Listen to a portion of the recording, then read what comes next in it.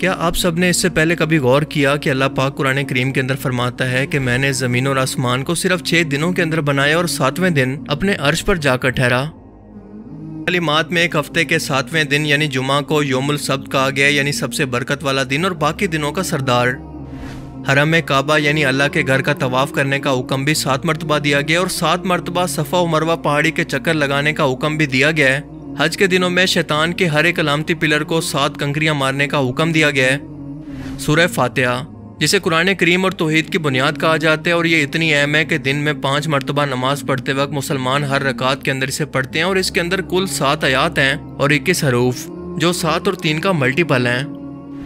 7 سال کے بچے کو ہر صورت نماز پڑھانے کا حکم دیا گیا ہے۔ جنت اور جہنم کے دروازے 7 ہیں، ان کے 7 درجے ہیں۔ سورہ الطلاق آیت 12 کے اندر ارشاد ہوتا ہے کہ اللہ نے 7 آسمان اور انہی کے برابر 7 زمینیں بنائیں جس کے اندر اس کا حکم اترتا ہے۔ اس کے علاوہ اللہ نے زمین پر اور 7 مضبوط آسمان یا پھر آسمان کی تہیں بھی بنا دی ہیں۔ حضرت یوسف علیہ السلام کے دور کے فرعون مصر کو خواب کے اندر 7 موٹی اور 7 دبلی پتلی لاغر گائیں دکھائی گئی تھی اور قوم عاد پر اللہ نے 7 راتیں اور 8 دن تک عذاب کی آندھی کو چلائے رکھا۔ یہی نہیں بلکہ زمین پر بھی رینبو کے اندر 7 بیسک کلر ہیں جن سے باقی رنگ بنتے ہیں اور اس کے ساتھ ساتھ میوزک کے بھی بیسک 7 سر ہوتے ہیں۔ زمین پر 7 بر اعظم ہیں اور 7 ہی سمندر کیوں موجود ہیں؟ آخر نمبر 7 کے اندر ایسی کیا خاص بات ہے کہ یہ قرآن کریم کے ہر ایک اہم واقعے کے اندر اور دنیا و کائنات کی بناوٹ کے اندر ہمیں ہر جگہ پر دیکھنے کو اور سننے کو ملتا ہے؟ یقیناً اس نمبر کے اندر کوئی نہ کوئی ایسا راز چھپا ہوا ہے جسے ہم لوگ ابھی تک نہیں جانتے۔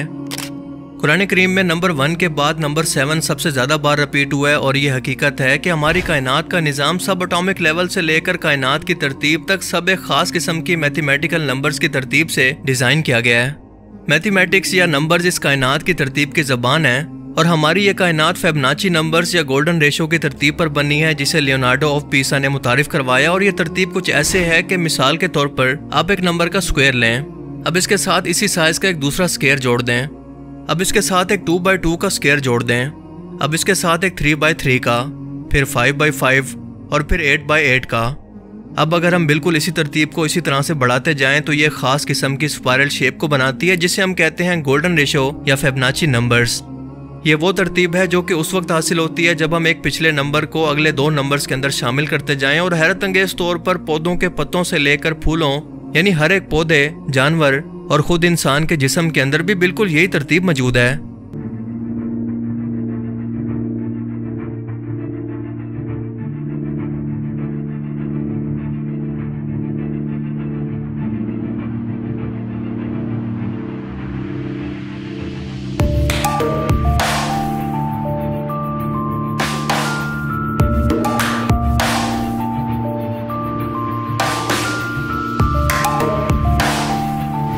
سمندر کی لہریں ہوں یا اس کے اندر موجود سمندری مخلوقات یا ہماری کائنات کے اندر موجود پلینٹس اور گلیکسیز، حیرت انگیز طور پر یہ سبھی کی سبھی اسی اسپائرل پیٹرن کو فالو کر رہی ہیں جو کہ ہمیں یہ بتاتا ہے کہ اس کائنات کا بنانے والا بھی صرف ایک خدا ہے جس نے اس پوری کائنات کی ترتیب بھی بالکل ایک جیسی رکھی ہوئی ہے۔ یہ ہمیں کائنات کے ایک خالق یا ایک ہی سوچ کا پتہ دیتی ہے۔ کچھ ہی سال پہلے اس فارمولہ کی مدد سے انسانوں نے کائنات کی اس حیرت انگیز ترتیب کی کھوج کی اور انسانوں کو اللہ کی قدرت کی ایک اہم ترین جھلک نظر آئی کہ یہ کتنے پرفیکٹ انداز کے اندر سوچ سمجھ کر بنائی گئی ہے، جیسے کوئی انجینئر ایک بلڈنگ بنانے سے پہلے اس کا پورا اسٹرکچر اور اس کے نقشے کو بناتا ہے تاکہ یہ ٹکی رہے۔ پر ہمیں آج تک یہ نہیں پتا کہ یہ کائنات کے اندر ترتیب موجود کیوں ہے، بس یہ پتا ہے کہ یہ موجود ہے۔ بالکل ایسے ہی جیسے ہم نمبر 7 کو اسلامی تعلیمات سے لے کر زمین و آسمان کی ہر ایک ترتیب کے اندر دیکھتے ہیں، مگر اب تک یہ نہیں جانتے کہ اس کے پیچھے خاص وجہ یا میتھمیٹیکل لاجک دراصل ہے کیا۔ آسان الفاظ میں اسلامک اسکالرز کے لیے اور سائنٹسٹ کے لیے نمبر 7 آج تک ایک مسٹری ہے، ایک پہیلی جس کا اب تک کسی کے پاس کوئی جواب نہیں۔ شاید اب تک ہم انسانوں کا دماغ اتنے ایڈوانس لیول پر نہیں جا سکا کہ اس کی گہرائی کے اندر اتر سکے، پر یقیناً مستقبل کے اندر ہم انسان اس کے متعلق کوئی نہ کوئی کھوج تو ضرور لگا لیں گے، کیونکہ اللہ تعالیٰ خود یہ چاہتا ہے کہ ہم اس کی کائنات پر غور و فکر کریں اور اس کی ترتیب پر غور کریں تاکہ اس کی ذات کو پہچان سکیں۔ اس لیے وہ بار بار انسانوں کو دعوت دیتا ہے کہ ہم نے دنیا و کائنات کے نظام کے اندر دن اور رات کے بدلنے کے اندر نشانیاں رکھی ہیں، مگر صرف اور صرف عقل والوں کے لیے۔ پھر فرماتا ہے کہ ایک نظر اٹھا کر اس کی کائنات کو دیکھو تو تمہیں اس کے اندر کوئی خامی نظر نہیں آئے گی، یہ بالکل پرفیکٹ ہے، بالکل اللہ کی ذات کی طرح۔ قرآن کریم علم کے علاوہ نمبرز کی ترتیب کے لحاظ سے بھی ایک معجزے سے کم نہیں ہے۔ مثال کے طور پر اگر آپ پورے قرآن کا مطالعہ کریں تو لفظ سزا 117 بار رپیٹ ہوا ہے، جبکہ لفظ معافی 234 بار۔ اسی طرح سے اللہ تعالیٰ قرآن کریم کے اندر حضرت محمد صلی اللہ علیہ وآلہ وسلم سے قرآن پاک کے اندر فرماتا ہے کہ کہو، یہ کہو کا لفظ 332 مرتبہ رپیٹ ہوا ہے، یعنی 332 ٹائمز، اور اس کے جواب میں لفظ انہوں نے کہا بھی 332 مرتبہ رپیٹ ہوا ہے۔ حیرت انگیز طور پر لفظ دنیا اور آخرت کی زندگی دونوں 115 مرتبہ رپیٹ ہوئے ہیں۔ شیطان اور فرشتے دونوں کا ذکر پورے قرآن کریم کے اندر 88 یعنی 88 ٹائمز کے اندر ہوا ہے۔ یہ کیسے ممکن ہے؟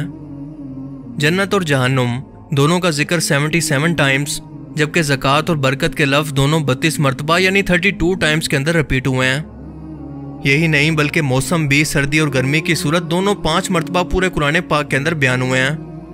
مرد اور عورت دونوں کو برابر 23 مرتبہ بیان کیا گیا، اور اس کے پیچھے لاجک یہ ہے کہ انسان کی تخلیق کے وقت بایولوجیکلی طور پر ایک بچہ اپنے 23 کروموسومز کو لیتا ہے ماں سے اور 23 لیتا ہے اپنے باپ سے، جو ٹوٹل ایک انسان کے اندر 46 ہوتے ہیں۔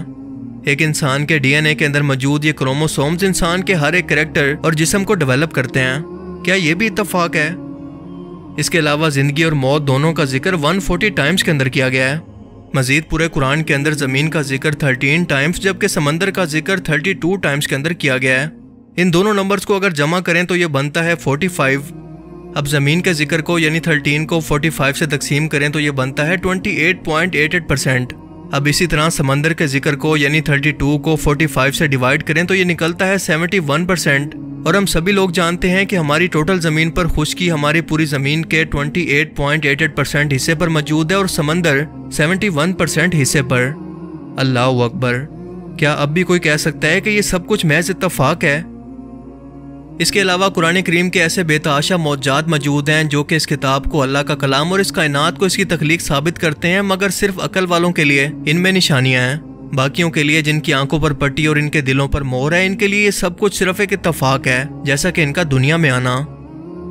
اللہ تعالیٰ سے دعا ہے کہ وہ ہمیں سمجھنے کی اور نیک عمل کرنے کی توفیق عطا فرمائے۔ آمین۔